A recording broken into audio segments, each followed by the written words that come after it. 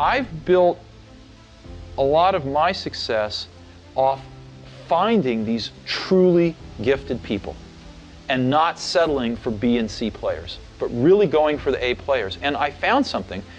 I found that when you get enough A players together, when you go through the incredible work to find 5 of these A players, they really like working with each other because they've never had a chance to do that before. And they don't want to work with B and C players, and so it becomes self-policing, and they only want to hire more A players. And so you build up these pockets of A players, and it propagates. And that's what the Mac team was like. Some shows don't need a celebrity narrator to introduce the show, but this show does. In a world filled with endless opportunities, why would 2 men who have built 13 multi-million-dollar businesses altruistically invest 5 hours per day to teach you the best practice business systems and moves that you can use? Because they believe in you, and they have a lot of time on their hands. They started from the bottom, now they're here. It's the Thrive Time Show, starring the former U.S. Small Business Administration's Entrepreneur of the Year, Clay Clark, and the entrepreneur trapped inside an optometrist's body, Dr. Robert Zillner.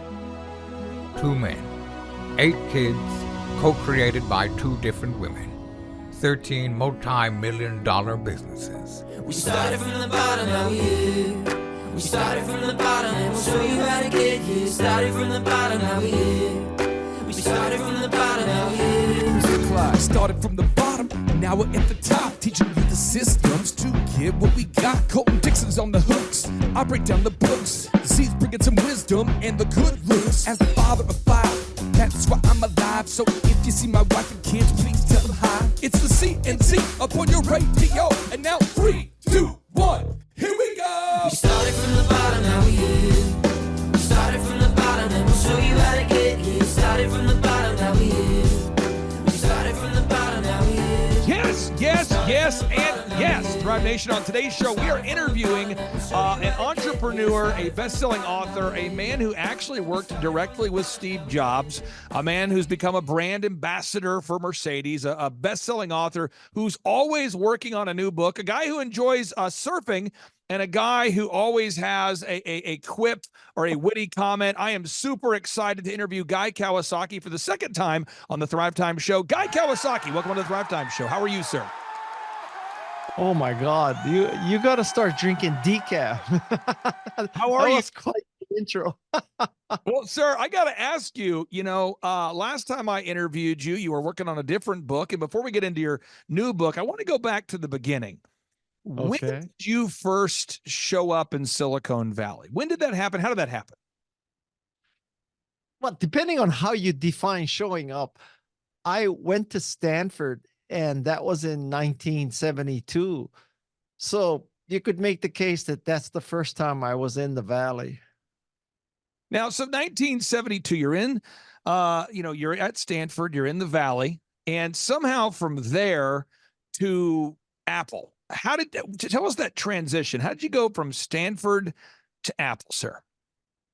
Well, I am living proof of the goodness of nepotism, because my college buddy and roommate at Stanford, after we both went on our separate careers for a while. In fact, I went to law school for a couple of weeks and dropped out.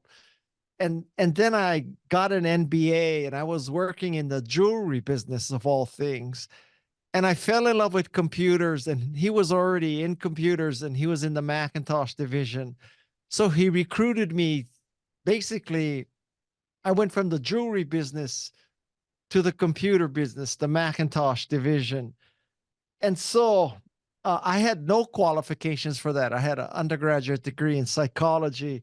Fundamentally, my business experience was working for a jewelry manufacturer.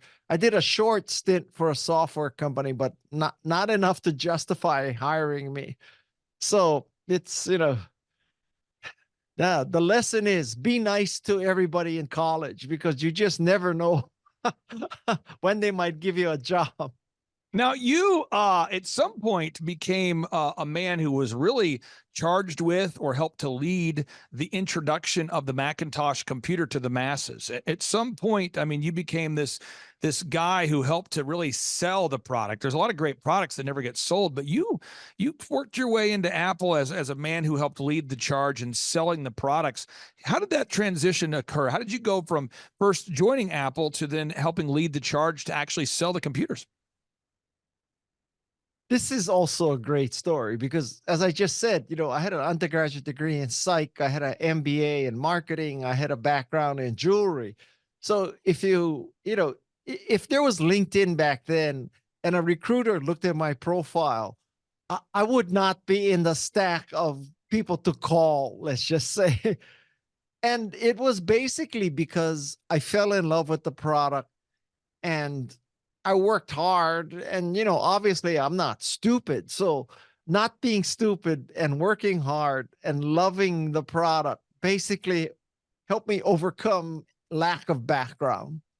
And that's a very important lesson because I think many people in the position of hiring, they default to only two things, which is relevant work experience and relevant academic degree. There's a third variable to check, which is, does the candidate get it? Does the candidate love what would they do? Does the candidate actually use our stuff already?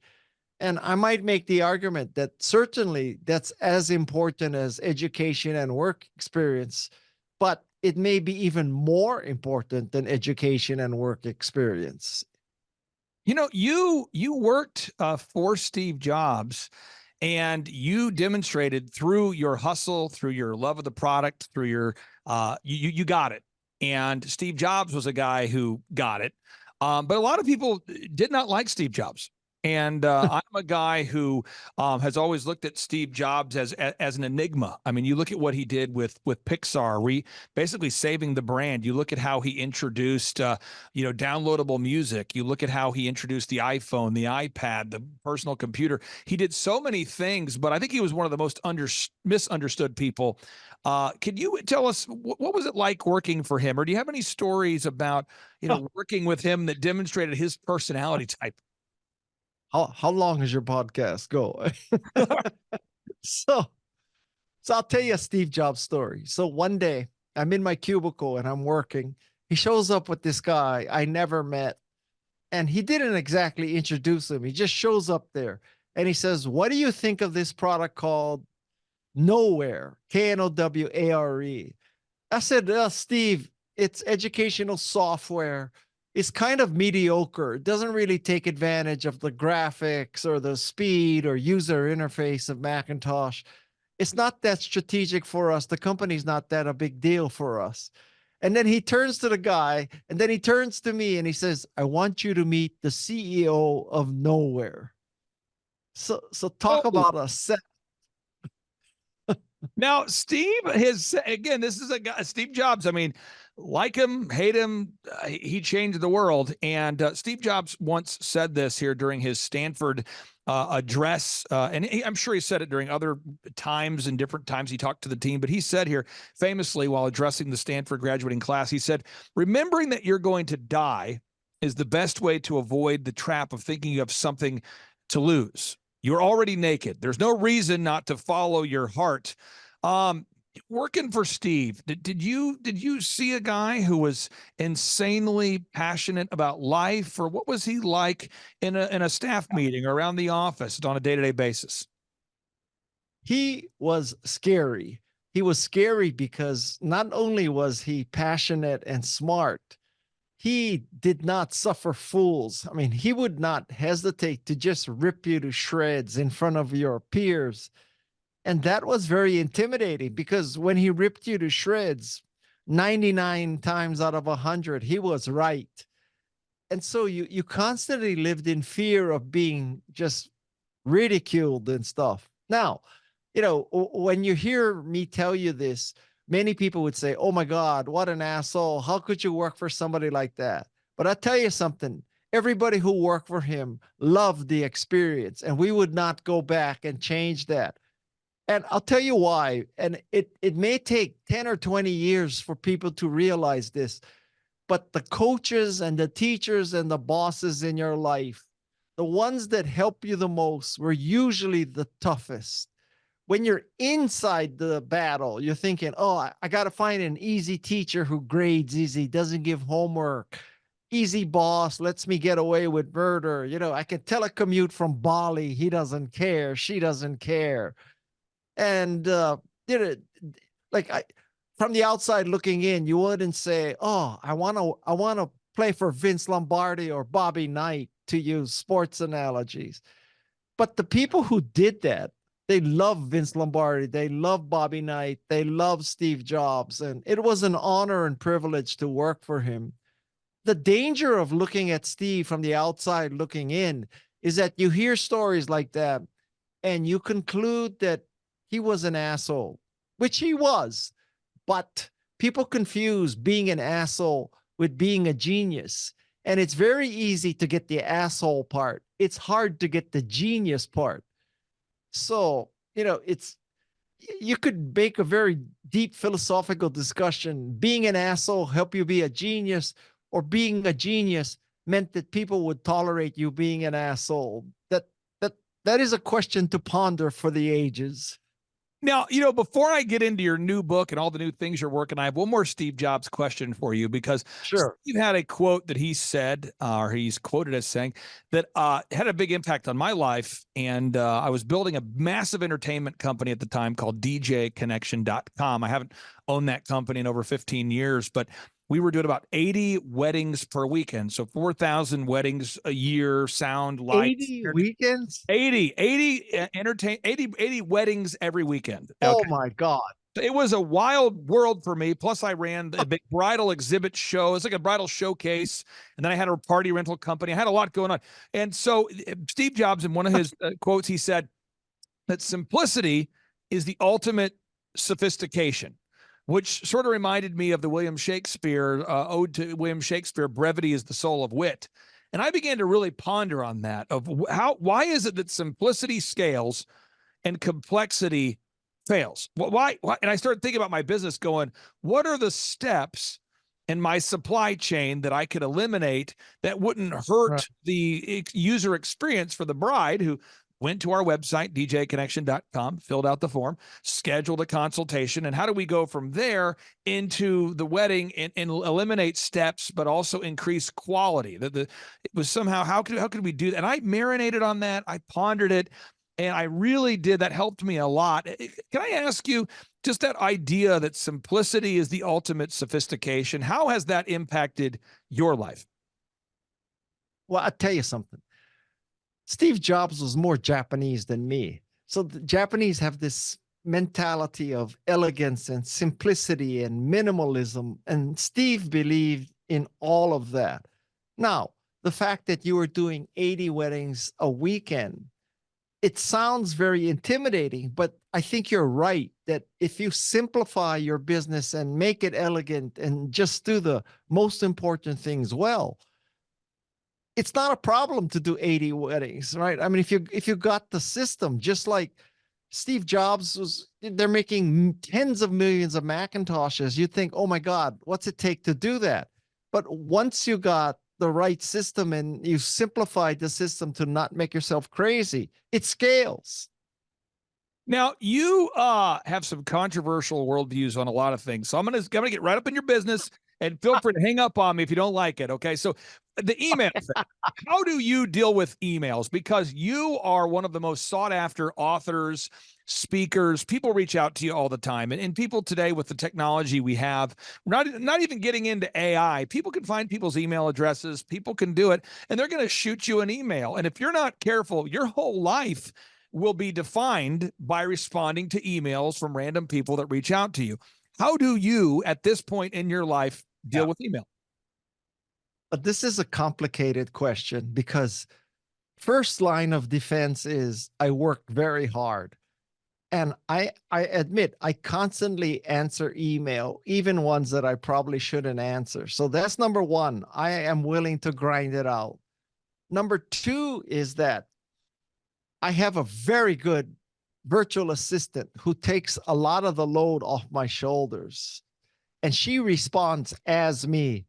arguably her responses as me is better than what I would have said. So that's a second factor. And then the third factor is that I understand people who say email can take over your life and make you crazy.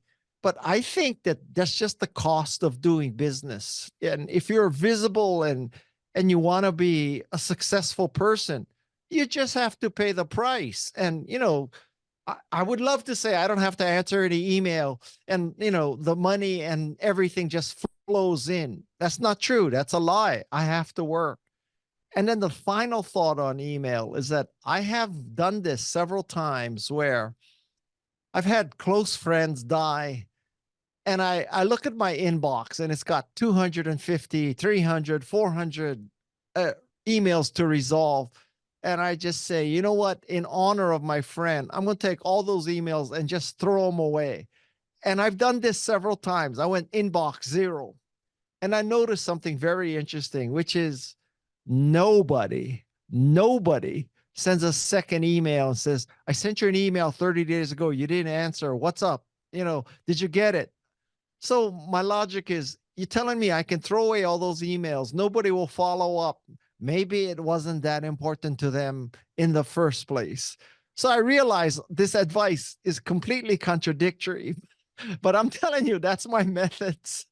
Now, this is going to be controversial. And again, you feel free to hang up on me here. I always look at every interview as like, this might be my last interview. And just to be clear and transparent, so you kind of know my background. After I sold my entertainment company, I thought to myself, I don't know what I want to do with myself. I sold it, and I found myself in my late 20s going, I don't really need to work anymore. What do I want to do? And what I found was people would reach out to me saying, can I pick your brain? And I thought, you know what? I'll say yes.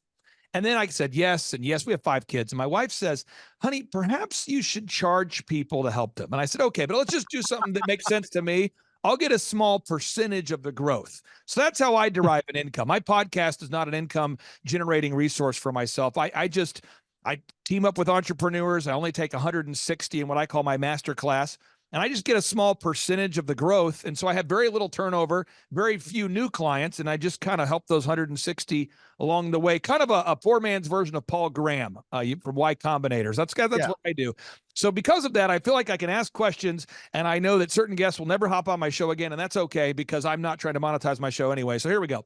When Steve Jobs died, when Steve Jobs died, you probably had to think about your death. And when my dad died of Lou Gehrig's disease a few years ago, I had to think about my death. Now, my worldview is that of a Judeo-Christian. I believe in Jesus. That's my worldview. We don't maybe share the same worldview. But how did you process Steve Jobs' death, and how did his death impact the way you view death? Well, certainly, when someone is powerful and visionary and smart and, all of the above passes away like that, it kind of shakes you, right? I mean, if somebody was 95 years old and smoked a pack a day, you kind of say, okay, his time, her time has come. But I feel like the world is a lot less interesting without Steve Jobs. Now, you could make the case that God needed Steve Jobs, so he called him, or she called him early. That's one way of looking at it. And I too believe in God. And I kind of think that right now, Steve Jobs is telling God what to do. Okay. Now with your life, and you think about your life, I mean, you are, you've written many, many books, and I'm just going to focus on a couple of them before we get into your new book here. You could sit down and I'm going to pull up your books to my right here. I'm not playing Oregon Trail here. I'm not doing the old school Oregon Trail. Pull it up. Okay. So I look at your books, so The Art of Start, that's an incredible book. But you could have sat home and done nothing and maybe moved to middle America and bought a lake house somewhere and kind of moved off the grid. But you've decided to continue to put information out there. So let's talk about The Art of Start. What inspired you to write that book? What inspired me was the fact that as a venture capitalist and a pretty visible person in Silicon Valley, I was constantly asked for advice and reviews and, stuff like that. And I'm not as smart as you, so I didn't figure out a way to monetize that. So what I did is I said, you know what? I'm being asked the same questions every time. How many slides? What should be in the slides? How do I do a pitch? How do I raise money? So I thought, oh my God, I'll just write this freaking thing down and then I'll just tell people to read my book. And then I don't have to deal with them one at a time. So that's kind of the sarcastic way of looking at it. I also feel quite fortunate to have known Steve Jobs, known entrepreneurs, done some companies. And I truly do believe in the concept of noblesse oblige, although I have changed noblesse oblige to success oblige. And I believe that in the last part of your career, what remarkable people do is they pay back. They pay back because of their good fortune. And, they went through a door because of luck and hard work and whatever. But after when you're in the third part of your career, you're not supposed to shut that door. You're supposed to keep that door open. In fact, you should make that door bigger. So, we've been talking about death. When I die, I want people to say that I helped them make a difference. When you were 38 years old, you wrote this book called Selling the Dream, 1992, actually. And Selling the Dream, that was a very hopeful, optimistic, very practical book about how to promote products.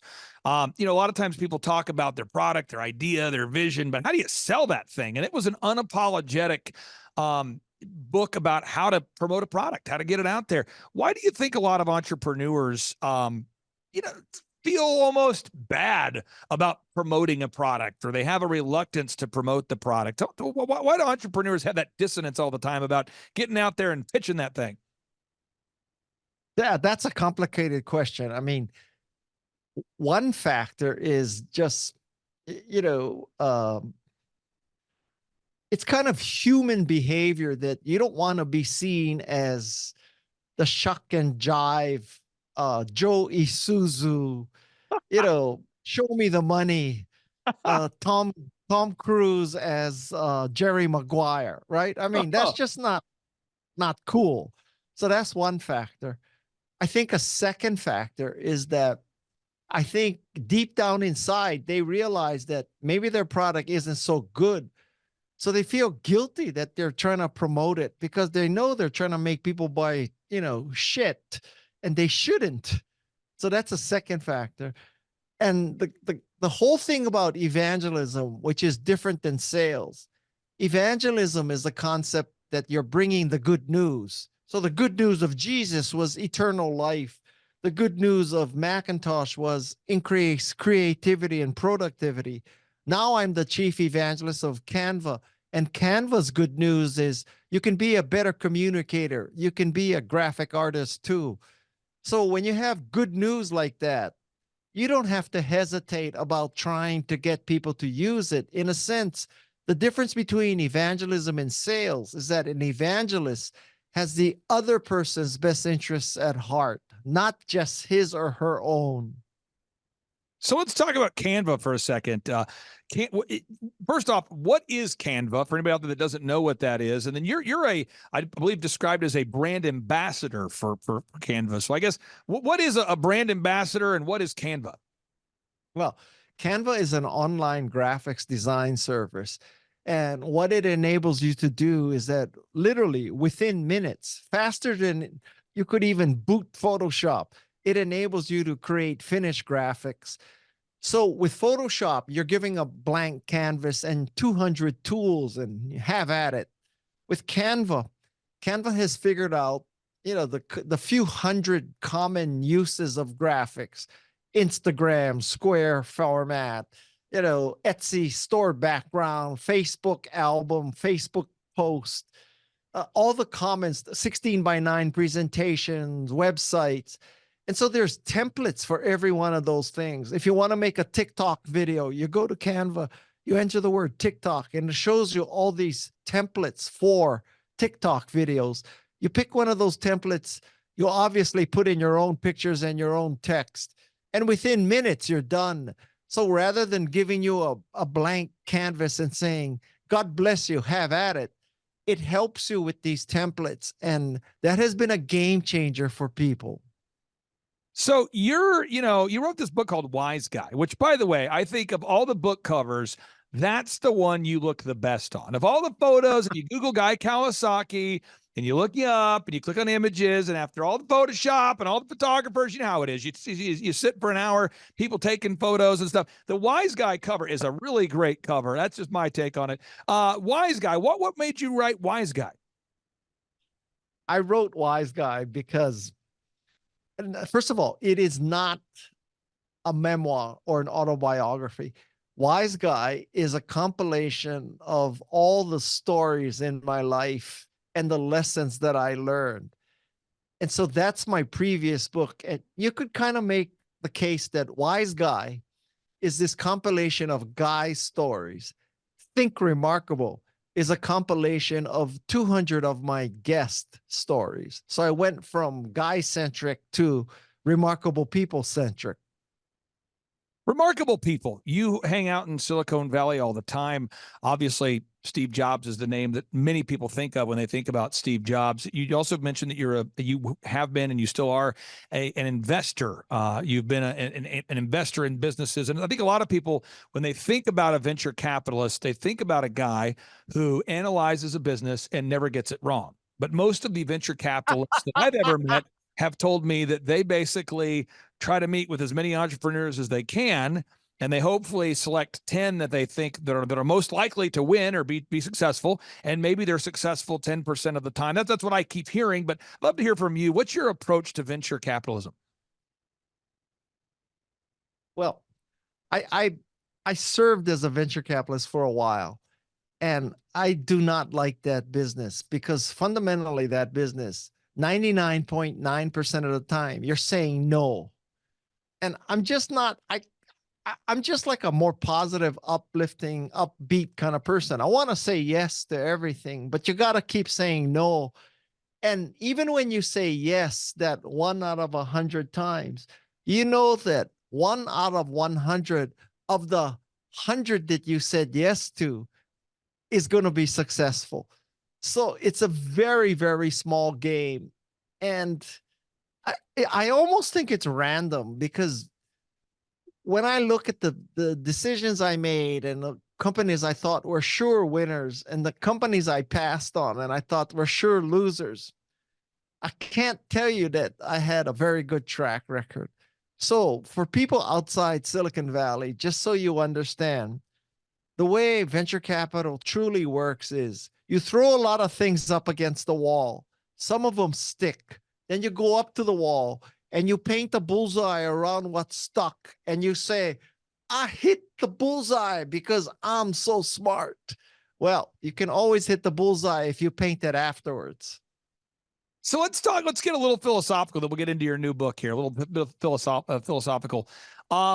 Again, you have got a passion and energy to your work. My wife always asks me, why I'm so motivated to work. And I derive my passion a lot from my faith. The Hebrew word for work means worship, and worship means work. And so I believe as a Christian, the Bible states I'm supposed to work as unto the Lord. So whether I'm getting screwed over in a deal or whether the deal's going well, I just feel like I'm supposed to bring my A game every time. There's other people like Michael Jordan, who was the best at what he did, and he just wanted to bring his A game every time. It was maybe a pride thing, a work ethic thing. I don't know how to describe it. Everyone has their own different driving force. What is it that's driving you at where you're at in life right now to continue putting out content, lowering your standards to do interviews with guys like me? What's motivating you? That's not true. Listen, when I die, I really want people to say that I made a difference. And I don't want them to say, oh, he made $1 billion, or, oh, he became a hedge fund billionaire and he rooted out plagiarism. I mean, I want people to say that I empowered them. I empowered them with my podcast, with my books, with my speaking, with my investing, with my advising. I want to be a catalyst to help people make a difference. What is the website that you call home these days? I know you're working, doing a lot of work behind the scenes for a lot of different brands, but what's the website that our listeners need to go to hear directly from you? What's the official website? Well, yeah, you ask questions that seemingly are simple, but it's complicated. So, well, maybe not obviously, but I have guykawasaki.com, so I own that. My books are, well, the most recent book is thinkremarkable.com because I know how to buy domains. And yet, I will tell you that the place that I am most on edge and transparent, for better or for worse, is probably LinkedIn. I use LinkedIn as a social media platform as opposed to someplace to find a job. I feel I have a moral obligation to use my platform for good.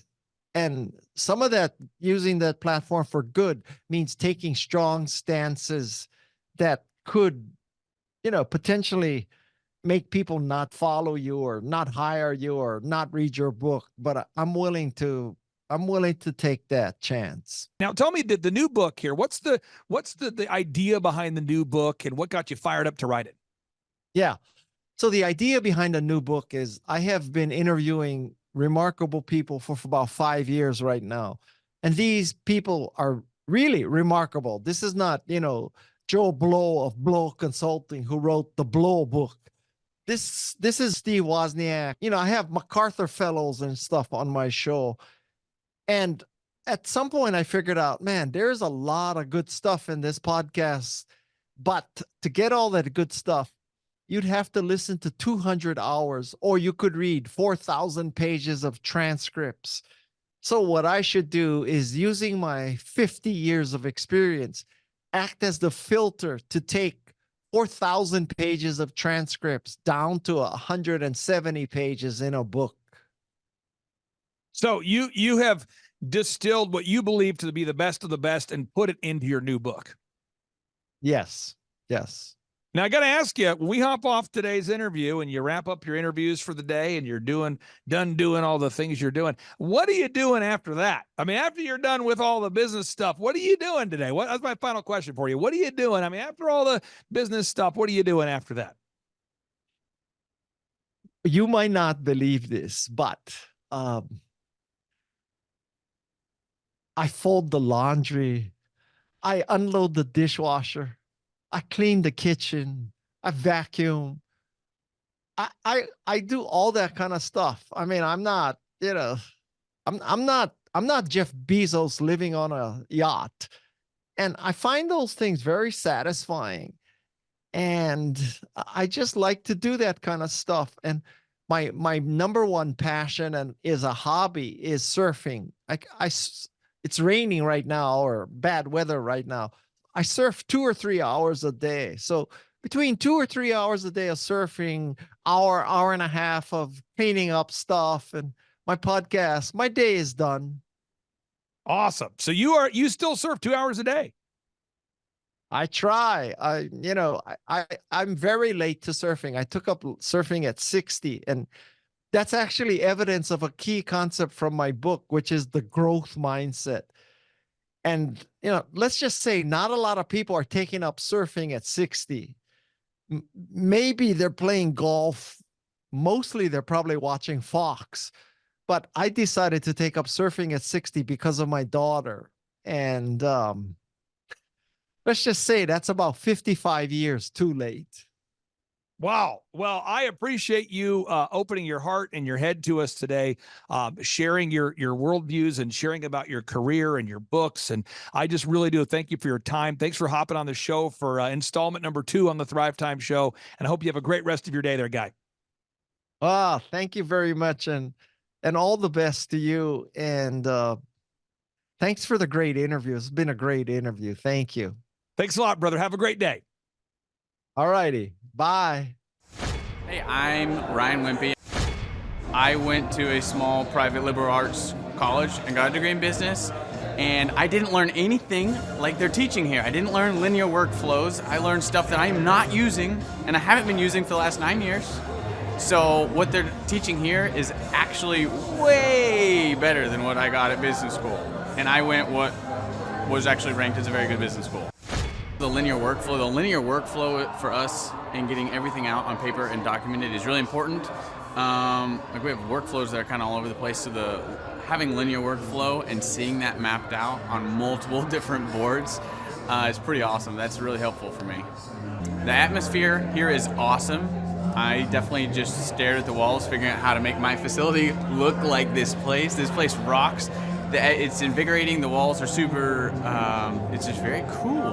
The atmosphere is cool. The people are nice. It's a pretty cool place to be. Very good learning atmosphere. I literally want to model it and steal everything that's here at this facility and basically create it just on our business side. I'm Rachel with Tip Top Canine, and we just want to give a huge thank you to Clay and Vanessa Clark. Hey guys, I'm Ryan with Tip Top Canine. Just want to say a big thank you to Thrive 15. Thank you to Make Your Life Epic. We love you guys, we appreciate you, and really just appreciate how far you've taken us. This is our old house, right? This is where we used to live 2 years ago.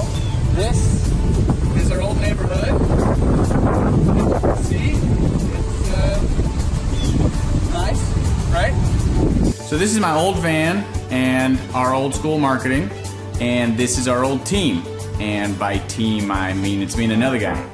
This is our new house with our new neighborhood. This is our new van with our new marketing, and this is our new team. We went from 4 to 14, and I took this beautiful photo. We worked with several different business coaches in the past, and they were all about helping Ryan sell better and just teaching sales, which is awesome, but Ryan is a really great salesman. So we didn't need that. We needed somebody to help us get everything that was in his head out into systems, into manuals and scripts, and actually build a team. So now that we have systems in place, we've gone from 1 to 10 locations in only a year. In October 2016, we grossed 13 grand for the whole month. Right now it's 2018, the month of October. It's only the 22nd. We've already grossed a little over 50 grand for the whole month, and we still have time to go. We're just thankful for you, thankful for Thrive and your mentorship, and we're really thankful that you guys have helped us to grow a business that we run now instead of the business running us. Just thank you times 1,000. So we really just want to thank you, Clay, and thank you, Vanessa, for everything you've done, everything you've helped us with. We love you guys. All right. And now, ladies and gentlemen, I'm going to bring up my good friend Ryan Wimpy, and his dog, Odin. This dog has the ability to eat me, so I'm sort of concerned. I'll pass the mic to you. And Odin, you can have your own mic if you want, whatever you want, Odin. Okay, I'm a little bit afraid of Odin. Hi, I'm Ryan Wimpy. And I'm Rachel Wimpy, and the name of our business is Tip Top Canine. Our business is a dog training business. We help people with behavioral issues and teach their dog how to listen. When I was learning to become a dog trainer, we didn't learn anything about internet marketing or advertising or anything at all. Just dog training. And that's what's so great about working with Clay and his team, because they do it all for us. So that we can focus on our passion, and that's training dogs. Clay and his team here, they're so enthusiastic. Their energy is off the charts. Never a dull moment here at Thrive. We've been working with Clay and his team for the last 5 months, 2 of which have been our biggest months ever. 1, our biggest gross by 35%. Clay's helped us make anything from brochures to stickers, new business cards, new logos, scripts for phones, script for email, script for text message, scripting for everything. How I would describe the weekly meetings with Clay and his team are awesome. They're so effective. It's worth every minute. Things get done. We'll ask for things like different flyers, and they're done before our hour's up. So it's just awesome, extremely effective. If you don't use Clay and his team, you're probably going to be pulling your hair out, or you're going to spend half of your time trying to figure out the online marketing game and producing your own flyers and marketing materials, print materials, all the stuff like that. You're really losing a lot as far as lost productivity and lost time. Not having a professional do it, it has a real sense of urgency and that actually knows what they're doing when you already have something that's your core focus that you already know how to do. You would also be missing out with all the time and financial freedom that you would have working with Clay and his team. We would recommend Clay and his team to other business owners because they need to be working on their business, not just trying to figure out the online game, which is complex and changing daily. So and no one has a marketing team too. Most people don't. They can't afford one, and their local web guy or a local person that they know probably can't do everything that a whole team and a whole floor of people can do in hours and not just weeks or months. There's a definite sense of urgency with Clay and his team. I used to have to ride other web people, really ride them to get stuff done, and stuff is done so fast here, and there's a real sense of urgency to get it done. Oh, look at this cute baby. What a great baby. Quality baby. That's a healthy baby. Okay. Thrive Nation, on today's show, I'm very excited for you to hear this success story about this wonderful couple that, Sean, I would describe them as they are killing the game in the most nonviolent way possible. They're killing the game. Yeah. In the most nonviolent way possible. They are blowing up in a good way. Folks, I'm telling you, these folks are really growing their business, and what makes them great is they're really kind, hardworking, diligent people, and we're honored to serve them. We've got Jenny and Mike here joining us. Jenny and Mike, welcome to the Thrive Time Show. How are you two? Hi, thank you. Good. We're doing well. Okay, now I'll start with you, Jenny, because frankly, Sean likes you more. No, I'm just kidding. So let's start with you. So how did you first discover us and the business coaching that we provide? So I was listening to different podcasts about business. I was starting up our business. And so you were the first one to pop up on our podcast on Apple. I think Apple is what I was on. And so I started listening to you. I got on your website, and I was just a little girl starting a business. And I said, I'm going to ask this guy to be my coach. And I don't think I'm going to get a shot, but sure enough, within a week you called me. Now, who is this cute child here? But Micah, who is this cute kid here? It's Lennon Rose. She is about to be 10 months old. I hate to do this to you, but can you kind of hold up the baby to the camera a little bit? This is probably, oh, look at this cute baby. What a great baby. Quality baby. That's a healthy baby. Okay. So Mike, can you tell us what's the name of your website there? I think people want to look you up and verify you're real people that don't just happen to have a cute baby. Yeah. Our website is newconcept.healthcare. Newconcept.healthcare. So newconcept.healthcare. I'm going to pull it up right now, folks, so we can all verify that they're not just a couple who's taking advantage of the cute baby they have to get a podcast here. This is a real couple. Okay, so I'm pulling it up here. So this is the website. It's newconcept.healthcare. And can you tell our listeners what services do you guys provide at newconcept.healthcare? So we offer more functional medicine. So we offer IV therapies. We offer hormone replacement therapies. We also do acute care. We do pretty much everything, but we're very much alternative. So we believe in medical freedom, and that's what we offer. And you guys, you reached out. Do you remember that initial consultation there? Do you remember, Mike, that initial consultation? Do you remember what that was like? Yeah, it was actually pretty overwhelming that we were starting this business with absolutely nothing, and we had the opportunity to work with Thrive Time Show. Well, the one thing I always try to do is, my father, great guy, may he rest in peace. He worked his tail off like so many people do, and there was no real economic result that was achieved from it. There wasn't any, he had the college degree. He's working 2 jobs. I remember he's late 30s. He's working at Domino's, delivering pizzas, working at Quick Trip. He worked at furniture stores. And I always try to look at every new client we have as though I'm talking to my dad, because like, what would my dad, what could he have learned at the age of 37 that could have changed the financial trajectory of his life? And I try to look at it that way. And so you guys, I paired you up with Sean. You've been working with Sean, I believe, Sean, since October of 2020. Is that correct, Sean? I think that's when they started their business. It wasn't until about April of 2021 when we actually got going. So April of 2021. And at that point, from that point to now, Sean, how much of growth have you guys achieved from 2021 to now? Do you know that number?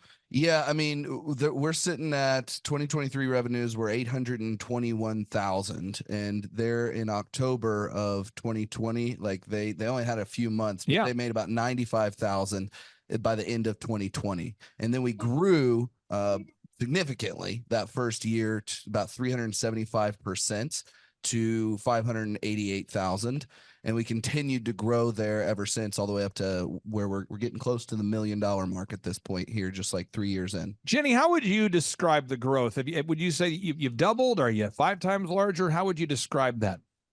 Oh no, I definitely feel the growth. There's been some growing pains, and you guys have helped us through that too.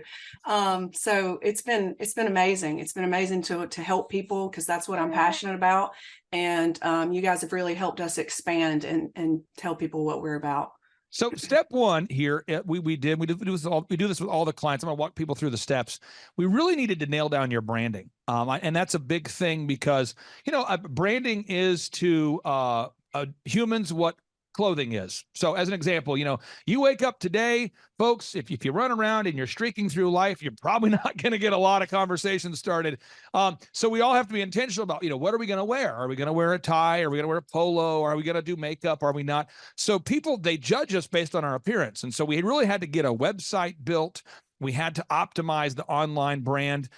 Jenny, we do it all included for our clients, so we don't refer you to another vendor. We do it all. Can you talk about the impact that has made on the business? Oh, for sure. Just the website itself, it looks so great. We would have never been able to make it look that great. The way y'all optimize everything and keep us, with Google, just where people search us, and that we're the first people that come up. And that's actually how we've established our business and started offering some of the things that we offer, is because of the tags that we have. I didn't originally start off as doing IV therapy, but due to people Googling, healthcare functional medicine, I had 3 phone calls in a week that said, "Hey, do you offer IV therapy?" And it was very interesting. And I was like, well, no, but I can. And so it was because of you guys that kind of snowballed and took effect. So yeah, there's a lot that you guys have done for us. Now, Sean, we're working with these wonderful clients here. I'll pick on Mike here. You always say great things about Mike and Jenny.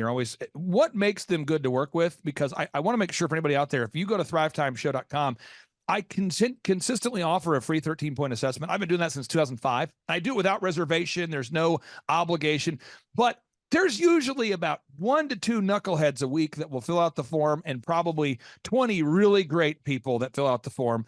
And then we only take on 160 clients. And so I don't want anyone to waste their time. What makes Mike so great to work with?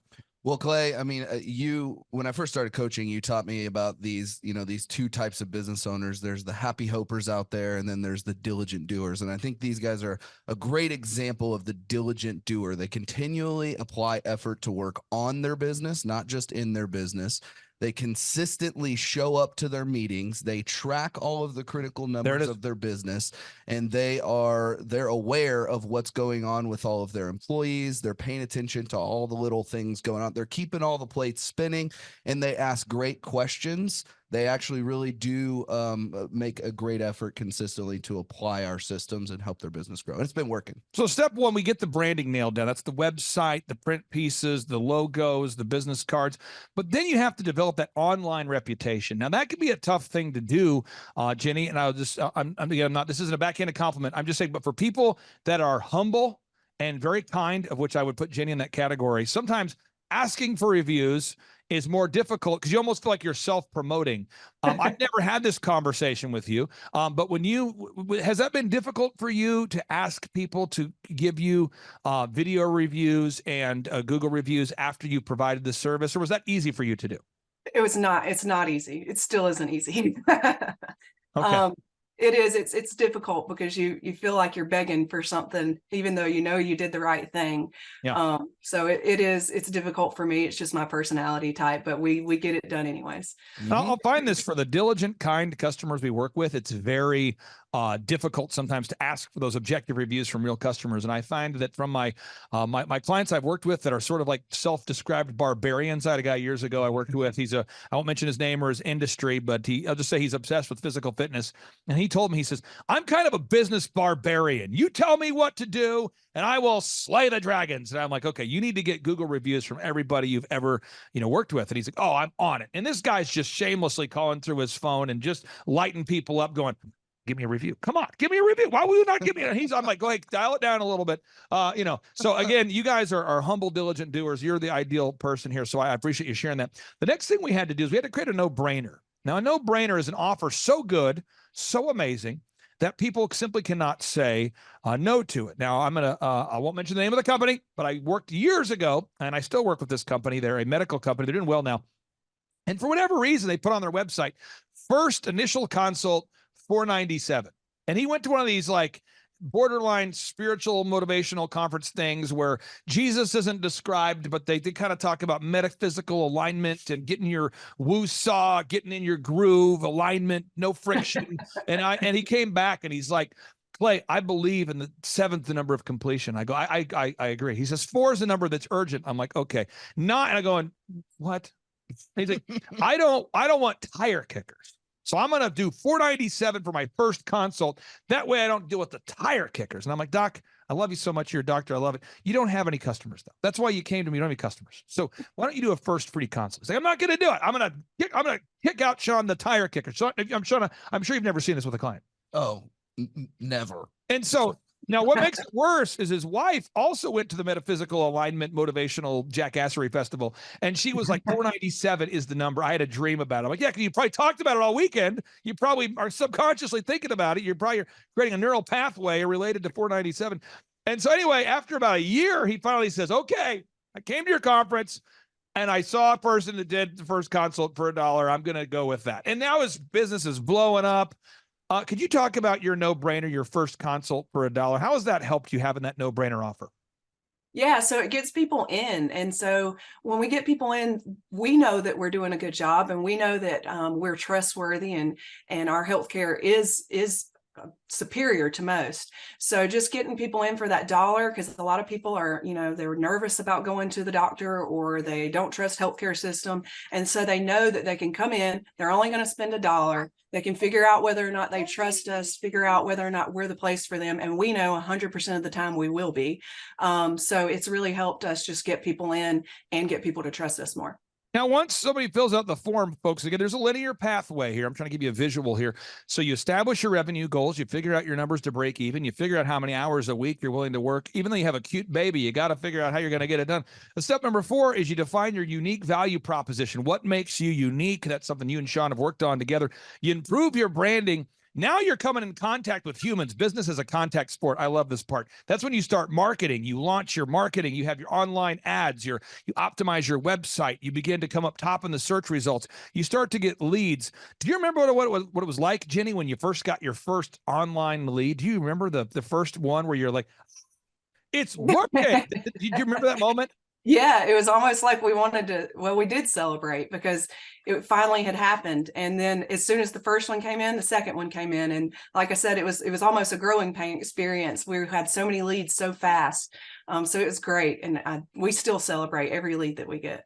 Now, Mike, the next step is you have to make sales scripts. We recommend to every client that the calls are recorded for quality assurance. You have a sales script. The calls are recorded for quality assurance.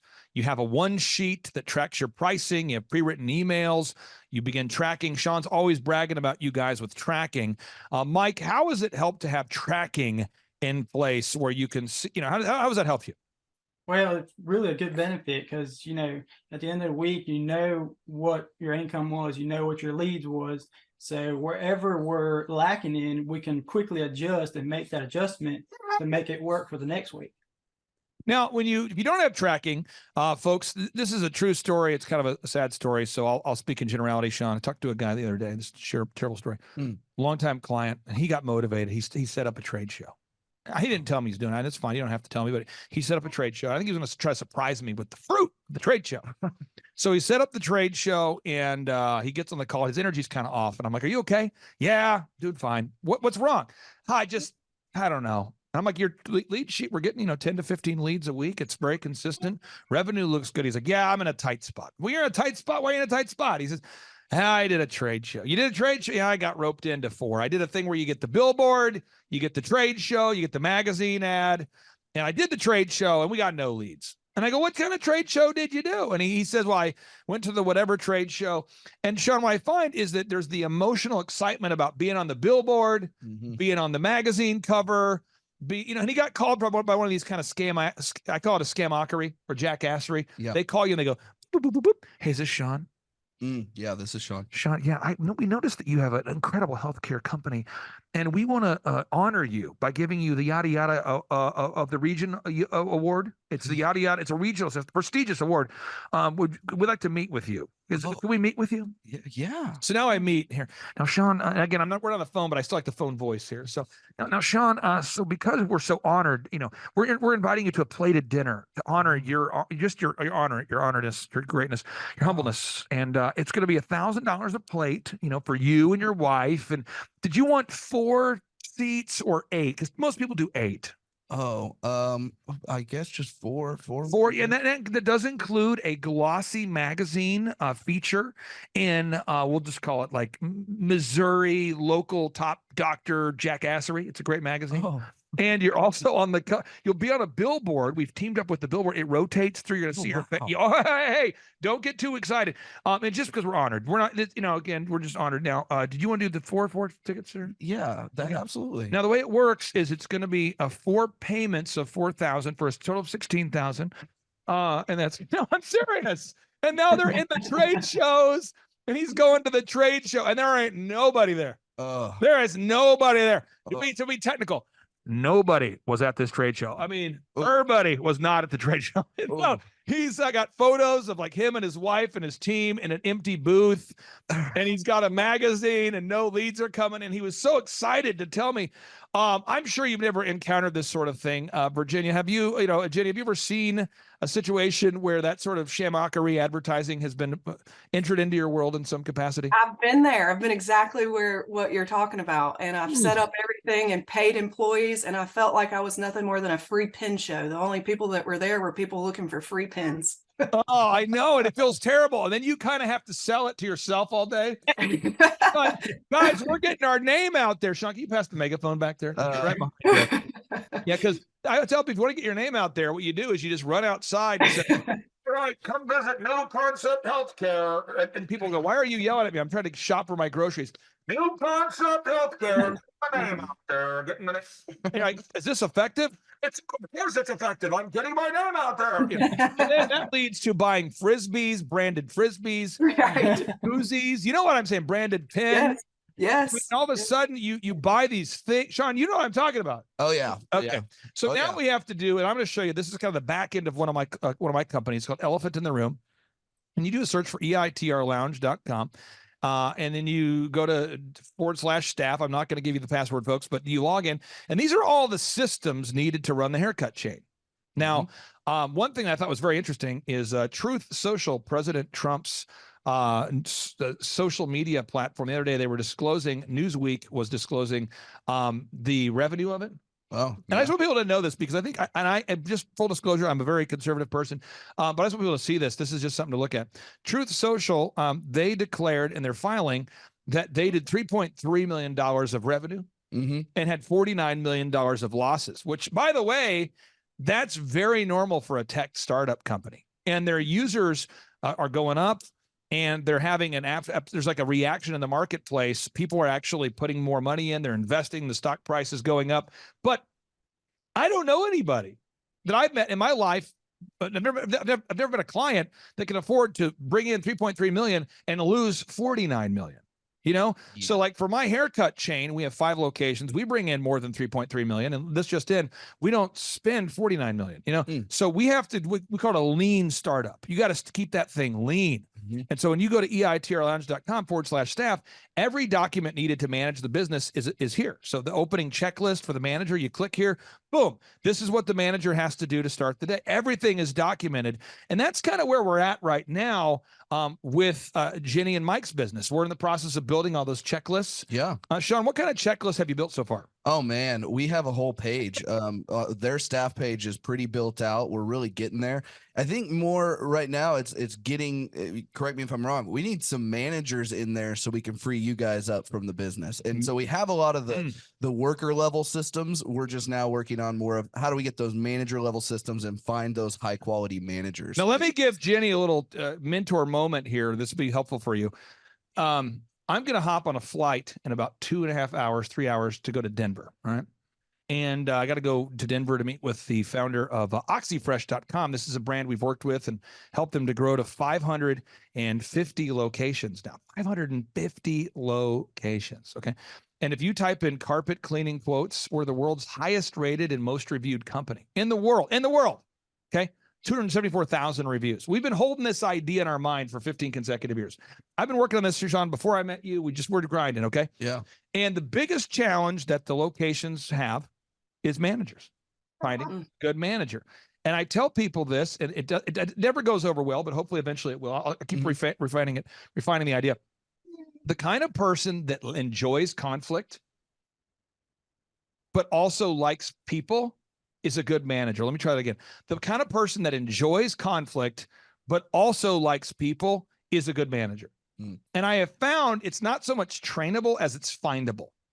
So as an example, where we're getting ready to head out to Denver, Sean, you know my personality type, and you know that I have to pack all this stuff to get ready to go. You saw my suitcase out there? Yep. How many times do you think I've followed up with the people involved in the trip so far before leaving? Oh man, it's probably on your to-do list, and you've checked it off like probably at least 5 times today, I would think. And what kind of things do you think I might have put on my checklist to travel to Denver? First off, just making sure that the timing is working, making sure that you have all the stuff that you need, making sure that you have double of the stuff that you need in case something gets broken, making sure that the people who are there know you're coming and when you're going to be there and what to expect from you. What do you think I'm checking a bag? Oh yeah, you're probably not checking a bag. There it it would get is. lost. All No. right. No. And you think I'm catching a flight a lot earlier than I need to be there? Way earlier. Yeah, if I'm having a meeting tomorrow, which I am, I'm leaving today at 12:30. Yeah. So this is, but that's the sort of paranoia that makes management possible. So I have literally called. I said, all right, I'm getting on the 12:30 flight. We're meeting tomorrow. I should be in by like 4 o'clock Denver time. Our meeting's tomorrow. If that flight gets delayed and the next one gets delayed and the next one, I'll still be there. I've got backup phone chargers. I have a rule. Everybody going with me, you cannot check a bag. I want to check a bag. Can't check a bag. Why? Because it could get lost. This is real. I'm not I am completely paranoid. And that is the paranoia is what makes the businesses run. Yeah. Yeah. And I asked my staff every day, guys, elephant in the room, did you guys get a review? And they say, well, yeah, we got a review. You asked me 10 minutes ago. Okay, well, I'll talk to you in 4 minutes. You heard me say that. I'll say, I'll talk to you in 5 minutes. Yeah. And I'll do it. And it's a follow-up because I have to make sure that the checklists are being followed, the reviews are being followed. We're a licensed business. People don't know that. Hair care, you're licensed by the state. So we have certain cleanliness standards. We could have random people from the state show up. So we got checklists. And I follow up, and it doesn't bother me to follow up with the same adult who's in their 40s 6 times within a 50-minute span of time. It doesn't bother me. But most people, that bothers them. Yeah. And so have you found that, Jenny, that a lot of people don't like to follow up? Have you found that, or is that just something unique to me? I found that they don't like to follow up. No, people don't like to follow up. It's almost like an awkward communication thing that people try to avoid. Yeah. And it's not necessarily that you're being mean or any type of way, but I feel like that's probably the way that we feel when we continuously follow up, like we're having to step on people's toes, but really we're not. We're just getting the job My done. mentorship moment for you is it's probably the same feeling you have when you ask for reviews. Yeah. It's probably the same. So, and I'm just saying, and if you, Mike, did you ever play football or a sport of some kind? Yeah, I used to play soccer. Okay, soccer. So like when what position did you play? Goalkeeper. Goalkeeper. Okay. So this is a great example. I didn't know you were a goalkeeper, but when you're a goalkeeper and someone's kicking that ball at you fast, I mean, just the ball's coming in there. I mean, people can really kick a soccer ball fast. Yeah. There are certain people that want to be a goalkeeper, but they kind of avoid the ball. They try to hide from it. They flinch. You know what I'm talking about? But you actually would lunge into it. Am I correct? Right. I mean, you're aggressive, right? I mean, you're like, for some reason you enjoyed it. Yeah. Right? I enjoyed getting 100 miles an hour fastball. Did you ever see somebody who tried to be a goalie? I'm not looking for a name here, but somebody who would kind of hide from the ball? Yeah. This is the same thing for management. Like as a manager, you have to sort of seek out conflict, but like people. So I'll say things like, okay, hey, it's 8 o'clock. I need to make sure you put out the flags in front of the elephant in the room store today, Mr. Manager. Put out the flags that draw the attention by the road. Put out the flags. And I'm going to call you in 10 minutes to follow up. Call them in 10 minutes. Are the flags up? Can you send me a picture? They're like, do you not trust me? Absolutely not. I trust nobody. Go ahead and send them. And then I'll call them back 30 minutes later. Hey, did you get Google reviews? Yeah, we got one Google review. You know, the quote is 10. Yeah, I'll call you back in 2 minutes. Call them back. Hey, did you get a review? It's been 2 minutes. I know. Oh, hey, I'll tell you what. I'll call you back in an hour. And my whole day is just following up. And then over time, the culture happens where people go, he's going to follow up. And now the people that like the follow-up like to work there, and it's become a great thing. And that's where we're kind of at right now, I think, is we're getting into the follow-up phase. Do you have call recording in place there, Mike? Do you have the call recording for quality assurance installed yet? Yes, we do. And are you learning some things? Yes. It is very hard to train people on recording scripts. Yeah. Okay, that's something we got to do. Now we're just going through the workflow, and then the wowing the customers. What Sean is saying is that your patients are consistently wowed. Now, I don't know if that's because Sean is your hype man or if that's a real thing, but it seems like people are actually wowing. They're being wowed right now. People, when they come in, this is, if you look at the workflow, they buy something right here. We have to wow them. You've got to create that wow moment. And again, if you want to download this diagram, folks, just go to thrivetimeshow.com/millionaire, thrivetimeshow.com/millionaire. You can download it from my newest book called A Millionaire's Guide to Becoming Sustainably Rich. You got to create that wow moment. I mean, amidst the checklists and the tracking, at some point here, you've got to create a moment that wows people where they go, wow. So I'm trying to get everybody's creative juices flowing here. So if you have a restaurant, I work with a restaurant in Florida right now, a great restaurant. They say, welcome in. Is it your first time? They say, yeah, it's my first time. Oh, well, hey, you get free appetizers on us today and 1 free adult beverage. Welcome in. And that every time it's that, wow. And then when you come back later and ask for a review or, hey, what entree do you want? Guess what? People become generous with how they buy.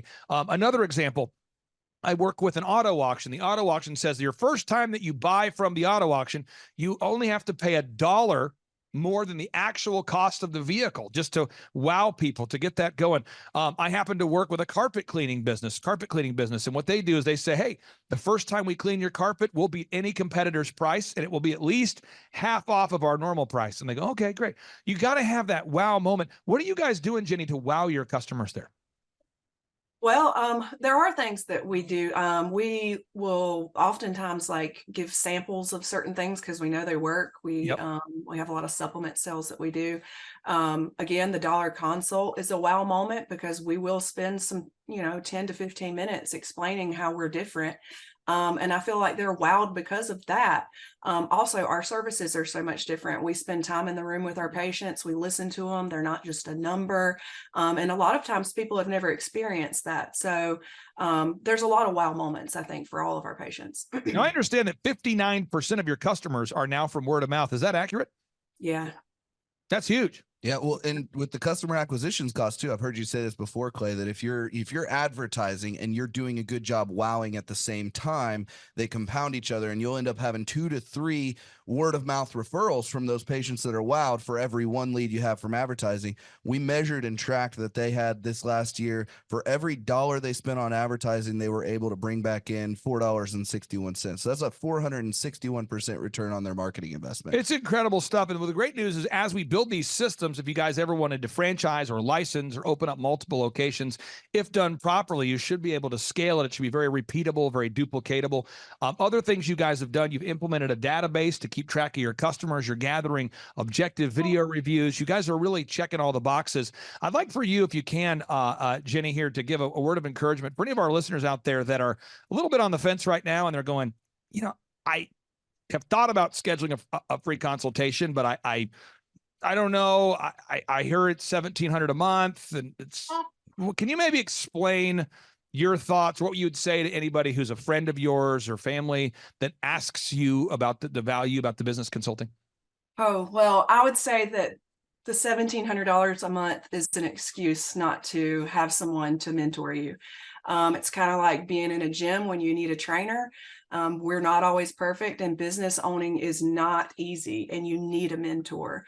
I've never missed the $1,700 a month, even when I was only 6 months in when we started with you guys. I've never even considered it a loss. It was scary at first to make that, but that wasn't an excuse. I knew I needed someone to guide me through this, and you guys have guided us through this, through the entire thing, through employees, through income, through spending, through all of it. And we come through so many problems. There are a lot of problems that are established when you have a business.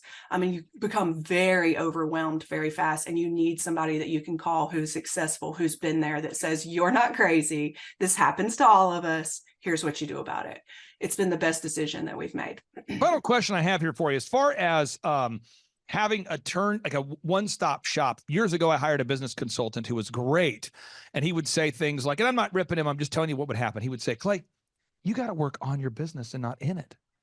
I'm going, that's true. He goes, you got to delegate to elevate. That's true. Clay, your website is not optimized. And I'm going, this is great. Fresh perspective. I go, Bruce, could you help me optimize? No, I don't optimize. Could you help me work on it? No. Could you help me make a checklist? No. Do you help me with the print pieces that I need to make? No. Can you make a video? No. Do you help me with my online ads? No. Clay, and he was kind of he's an Northeastern American guy. And he used to say, Clay, baby, let me tell you what. I don't make print pieces. What am I, a print piece guy? I'm not a web guy. We know what I am. I'm a work on the business guy. You got to find a good web guy. So every meeting we would have would result in me having to find another vendor to pay another $8,000 to build the website, $4,000 to make the video, $5,000 to do. So every time he would give a recommendation, it would lead to another cost. Can you maybe explain the value of having a flat monthly fee? Yeah, I don't have to ever worry about it. Like I know if I need the website updated, it's a text away. I know if I'm having trouble with an employee, it's a text away. I know if I need financial advice, it's a text away. And again, we meet every single week and all our questions are answered and we're held accountable to what we need to be held accountable for. So it really works for us.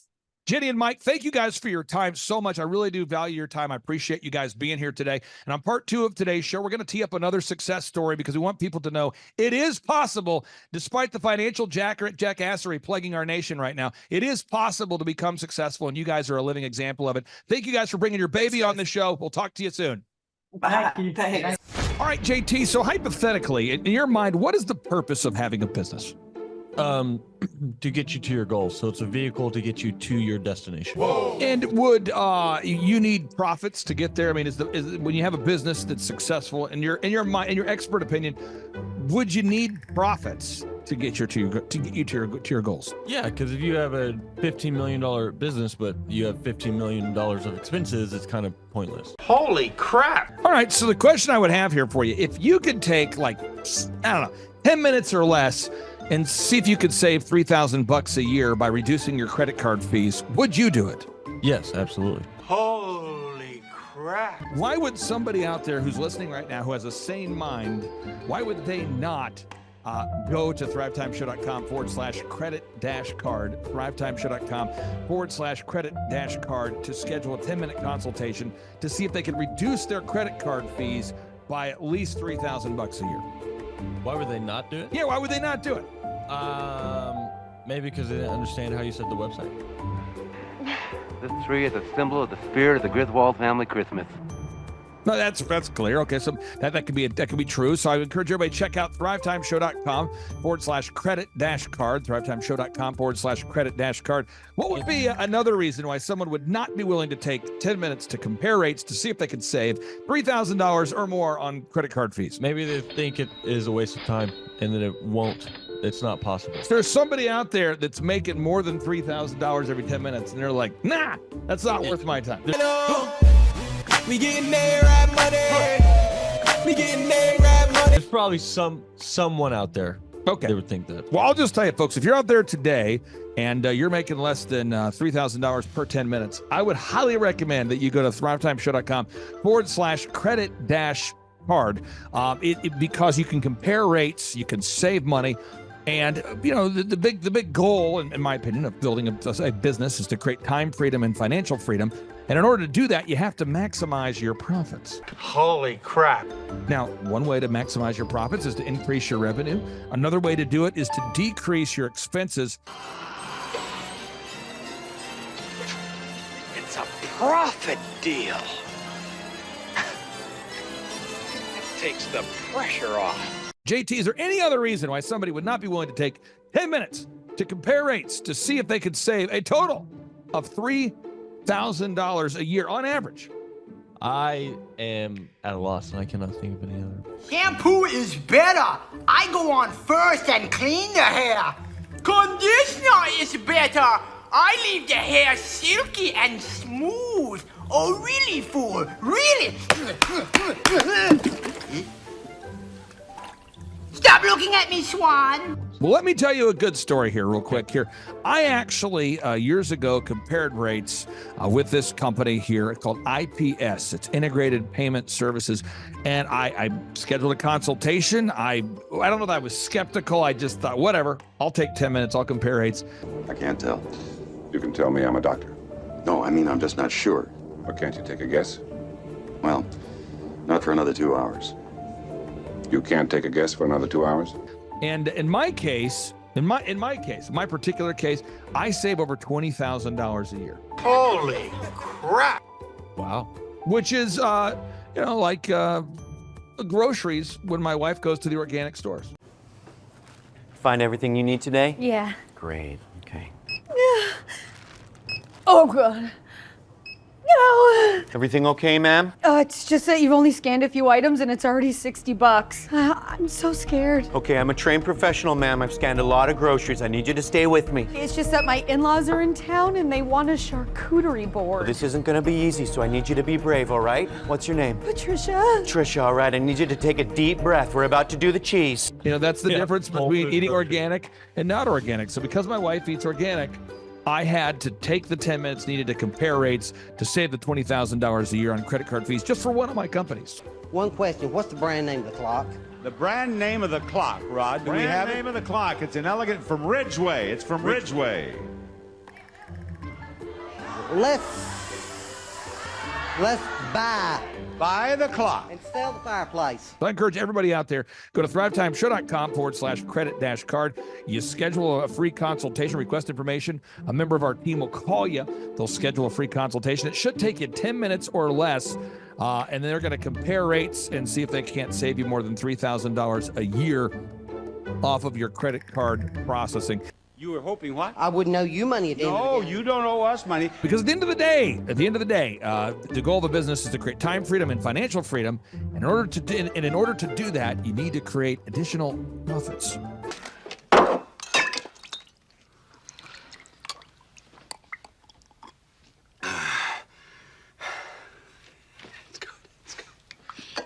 The number of new customers that we've had is up 411% over last year. We are Jared and Jennifer Johnson. We own Platinum Pest and Lawn and are located in Owasso, Oklahoma. And we have been working with Thrive for business coaching for almost a year now. Yeah. So what we want to do is we want to share some wins with you guys that we've had by working with Thrive. First of all, we're on the top page of Google now. Okay. I just want to let you know what type of accomplishment this is. Our competition, Orkin, Terminex, they're both $1.3 billion companies. They both have 2,000 to 3,000 pages of content attached to their website. So to basically go from virtually non-existent on Google to up on the top page is really saying something. But that's come by being diligent to the systems that Thrive has, by being consistent and diligent on doing podcasts and staying on top of those podcasts to really help with getting up on with their listing and ranking there with Google. And also we've been trying to get Google reviews, asking our customers for reviews. And now we're the highest rated and most reviewed pest and lawn company in the Tulsa area. And that's really helped with our conversion rate. And the number of new customers that we've had is up 411% over last year. Wait, say that again. How much are we up? 411%. Okay, so 411% we're up with our new customers. Amazing. Right. So not only do we have more customers calling in, we're able to close those deals at a much higher rate than we were before.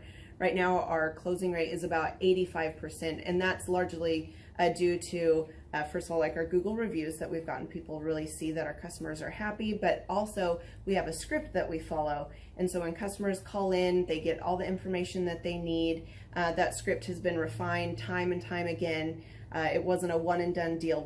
It was a system that we followed with Thrive in the refining process, and that has obviously the 411% shows that system works. Yeah. So here's a big one for you. So last week alone, our booking percentage was 91%.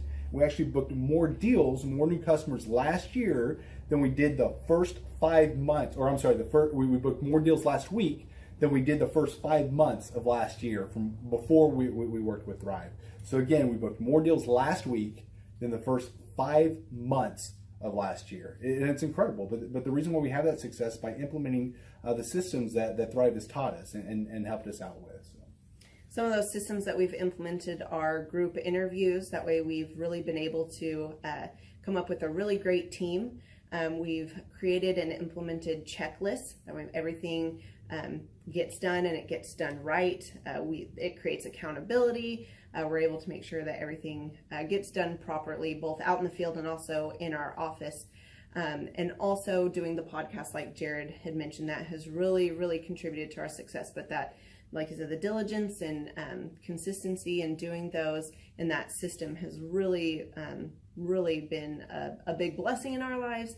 And also, it's really shown that we've gotten the success from following those systems. Yeah. So before working with Thrive, we were basically stuck. Really no new growth with our business.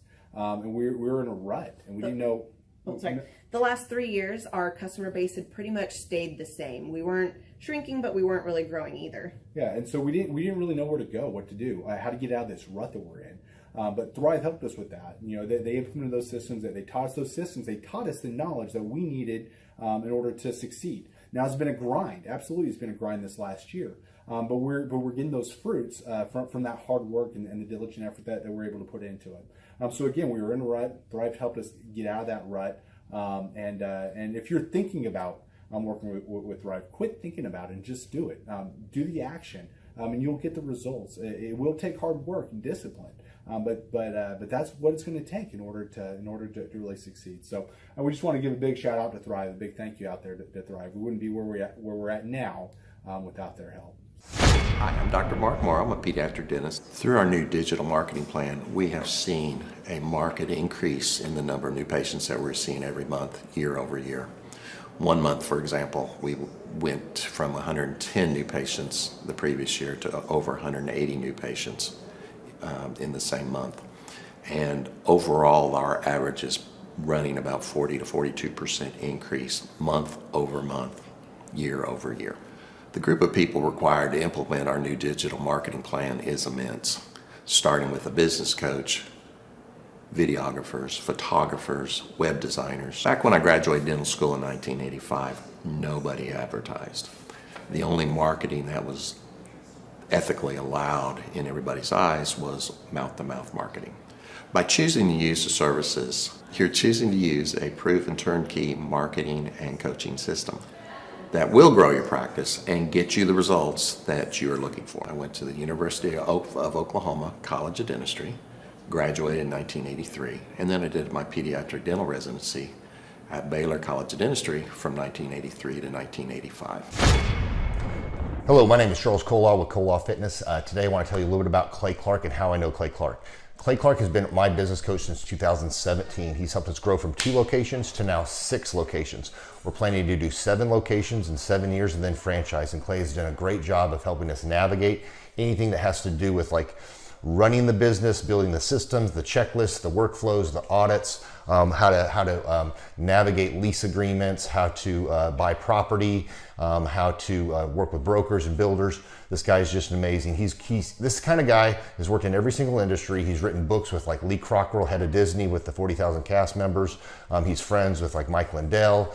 He does Reawaken America tours where he does these tours all across the country where 10,000 or more people show up to some of these tours. On the day-to-day, he does anywhere from about 160 companies. He's at the top. He has a team of business coaches, videographers, and graphic designers and web developers, and they run 160 companies every single week. So think of this guy with a team of business coaches running 160 companies. So in the weekly, he's running 160 companies. Every 6 to 8 weeks, he's doing Reawaken America tours. Every 6 to 8 weeks, he's also doing business conferences where 200 people show up, and he teaches people a 13-step proven system that he's done and worked with billionaires, helping them grow their companies.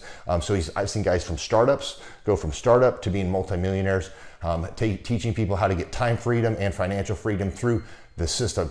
Critical thinking, document creation, putting it into organizing everything in their head to building into a franchisable, scalable business. Like one of his businesses has like 500 franchises. That's just one of the companies or brands that he works with. So amazing guy, Elon Musk kind of like smart guy. He kind of comes off sometimes as socially awkward, but he's so brilliant and he's taught me so much. When I say that, like Clay is like, he doesn't care what people think when you're talking to him. He cares about where you're going in your life and where he can get you to go. And that's what I like most about him. He's like a good coach. A coach isn't just making you feel good all the time. A coach is actually helping you get to the best you. And Clay has been an amazing business coach. Through the course of that, we became friends. I was really most impressed with him is when I was shadowing him one time. We went into a business deal and listened to it. I got to shadow and listen to it. And when we walked out, I knew that he could make millions on the deal. And they were super excited about working with him. And he told me, he's like, I'm not going to touch it. I'm going to turn it down, because he knew it was going to harm the common good of people in the long run. And the guy's integrity just really wowed me. It brought tears to my eyes to see that this guy, his highest desire was to do what's right. And anyways, just an amazing man. So anyways, impacted me a lot. He's helped navigate anytime I've got nervous or worried about how to run the company, or navigating competition and an economy that's like, I remember we got closed down for 3 months. He helped us navigate on how to stay open, how to get back open, how to just survive through all the COVID shutdowns, lockdowns. I'm Rachel with Tip Top Canine, and we just want to give a huge thank you to Clay and Vanessa Clark. Hey guys, I'm Ryan with Tip Top Canine. Just want to say a big thank you to Thrive 15. Thank you to Make Your Life Epic. We love you guys, we appreciate you, and really just appreciate how far you've taken us. This is our old house, right? This is where we used to live a few years ago. This is our old neighborhood. As you can see, it's nice, right? So this is my old van and our old school marketing, and this is our old team. And by team, I mean it's me and another guy. This is our new house with our new neighborhood. This is our new van with our new marketing, and this is our new team. We went from 4 to 14, and I took this beautiful photo. We worked with several different business coaches in the past, and they were all about helping Ryan sell better and just teaching sales, which is awesome, but Ryan is a really great salesman. So we didn't need that. We needed somebody to help us get everything that was in his head out into systems, into manuals and scripts, and actually build a team. So now that we have systems in place, we've gone from 1 to 10 locations in only a year. In October 2016, we grossed 13 grand for the whole month. Right now it's 2018, the month of October. It's only the 22nd. We've already grossed a little over 50 grand for the whole month, and we still have time to go. We're just thankful for you, thankful for Thrive and your mentorship, and we're really thankful that you guys have helped us to grow a business that we run now instead of the business running us. Just thank you times 1,000. The Thrive Time Show 2-day interactive business workshops are the highest and most reviewed business workshops on the planet. You can learn the proven 13-point business systems that Dr. Zellner and I have used over and over to start and grow successful companies. I mean, we get into the specific steps on what you need to do to optimize your website. We're going to teach you how to fix your conversion rate. We're going to teach you how to do a social media marketing campaign that works. How do you raise capital? How do you get a small business loan? We teach you everything you need to know here during a 2-day, 15-hour workshop. It's all here for you. You work every day in your business, but for 2 days you can escape and work on your business and build these proven systems so now you can have a successful company that will produce both the time freedom and the financial freedom that you deserve. You're going to leave energized, motivated, but you're also going to leave empowered. The reason why I've built these workshops is because as an entrepreneur, I always wish that I had this. And because there wasn't anything like this, I would go to these motivational seminars, no money down, real estate, Ponzi scheme, get motivated seminars, and they would never teach me anything. It was like you went there and you paid for the big chocolate Easter bunny, but inside of it, it was a hollow nothingness. And I wanted the knowledge, and they're like, oh, but we'll teach you the knowledge after our next workshop.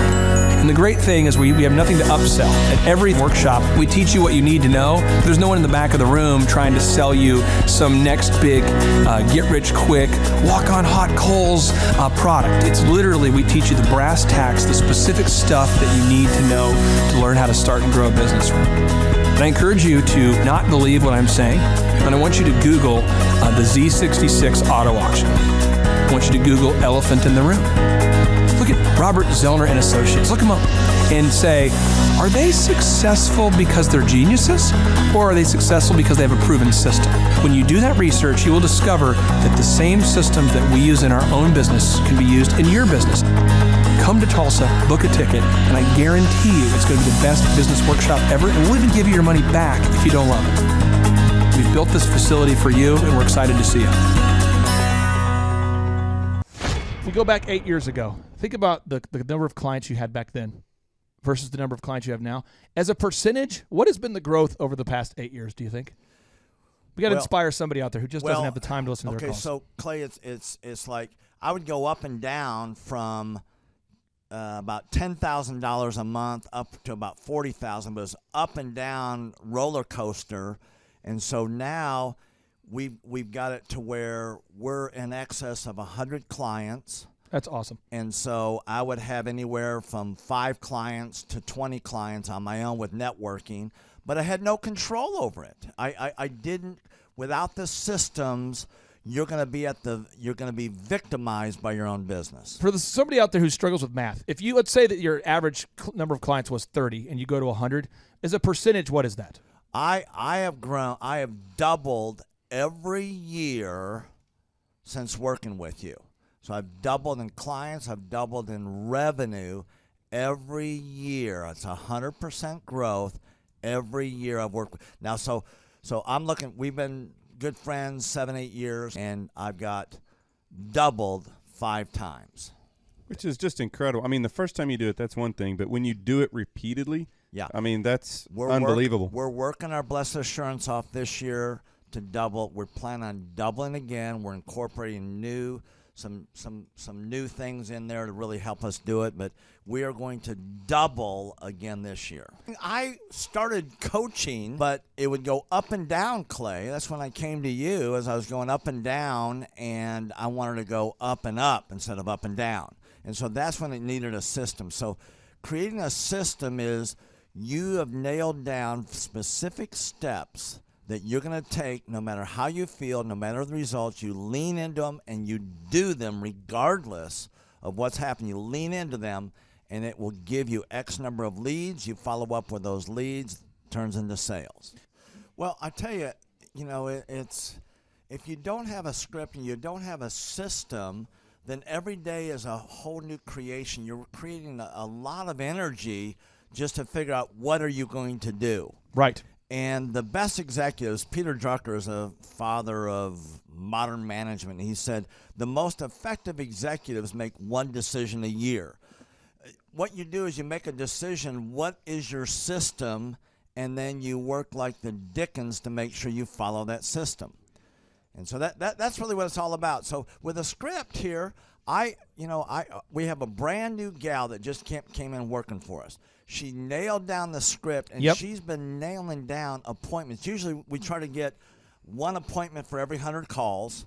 We make 200 to 300 calls a day per rep. Right. And she's been nailing down 5 and 8 appointments a day. Somebody out there's having a hard time. That script. So she's making how many calls a day? She's making between 200 and 300 calls a day. Whoa. And our relationship is weird in that we do. If someone were to buy an Apple computer today, yeah, and or let's say you bought a personal computer, a PC, the computer is made by, let's say, Dell, but then the software in the computer would be Microsoft, let's say, or Adobe or whatever that is. So I basically make the systems, and you're like the computer and I'm like the software. It's kind of how I would describe our relationship. Yeah. Tim, I want to ask you this. You and I reconnected. I think it was in the year 2000 and what was it? Maybe 2010. Is that right? 2011 maybe? Or no, maybe further down the road. Maybe 2013. 2012. Okay, so 2012, and at that time I was 5 years removed from the DJ business, and you were how many years removed from tax and accounting software? It was about 10, 11 years. We met. How did we re-meet? What was the first interaction? There was some interaction where you and I first connected. I just remember that somehow you and I went to Hideaway Pizza. But do you remember when we first reconnected? Yeah.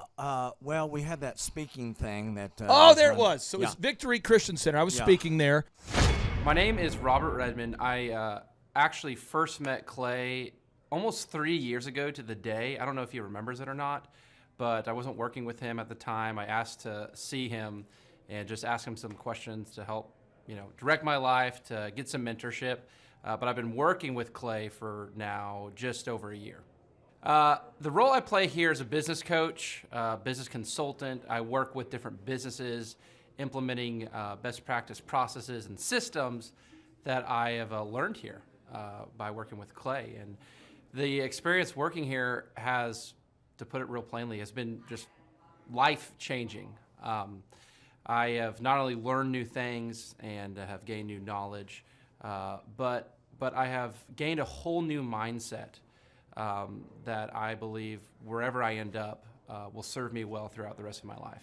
Since working with Clay, I have learned so much. I mean, I would like to say almost everything about business in terms of the different categories. I haven't learned it all, but I've learned all about marketing. I've learned about advertising. I've learned about branding. I've learned how to create a sales process for organizations in any industry. I've learned how to sell. I've learned how to create repeatable systems and processes and hold people accountable.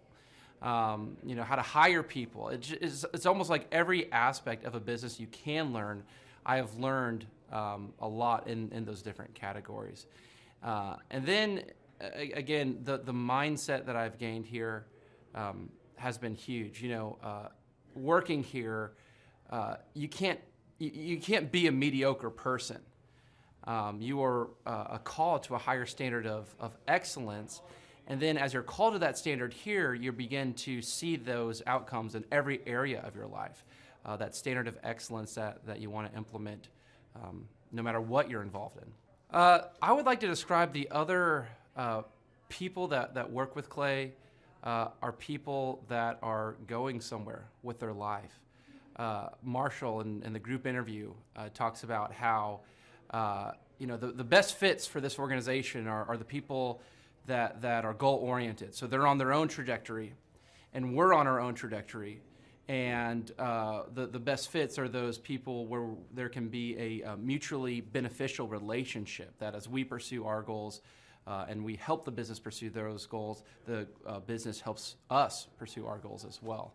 And so I'd say people that are driven, people that want to make something of their lives, people that are goal-oriented, they're focused, and they're committed to overcoming any adversity that may come their way. Clay's passion for helping business owners grow their businesses it's unique in that I don't know if there's anyone else that can be as passionate. Whenever a business starts working with Clay, it's almost as like Clay is running that business in the sense that he has something at stake. He's just serving them. They're one of his clients, but it's as if he is actively involved in the business. Whenever they have a win, he's posting it all over his social media. He's shouting it across the room here at Thrive. He's sending people encouraging messages. He can kind of be that life coach and business coach in terms of being that a motivator and that champion for people's businesses. It's again unique because there's no one else I've seen get so excited about and passionate about other people's businesses. The kind of people that wouldn't like working with Clay are people that are satisfied with mediocrity. People that want to get through life by just doing enough, by just getting by. People who are not looking to develop themselves, people who are not coachable, people who think that they know it all and they're unwilling to change. I would say those are the type of people. In short, anyone that's content with mediocrity would not like working with Clay. So if you're meeting Clay for the first time, the advice I'd give you is definitely come ready to take tons of notes. Every time Clay speaks, he it gives you a wealth of knowledge that you don't want to miss. I remember the first time that I met Clay, I literally carried a notebook with me all around. I was looking at this notebook the other day, actually. I carried a notebook with me all around, and I just took tons of notes. I filled the entire notebook in about 3 or 4 months, just from being around Clay, following him, and learning from him. And then I would say, come coachable. be open to learning something new. Be open to challenging yourself. Be open to learning and adjusting parts about you that need to be adjusted.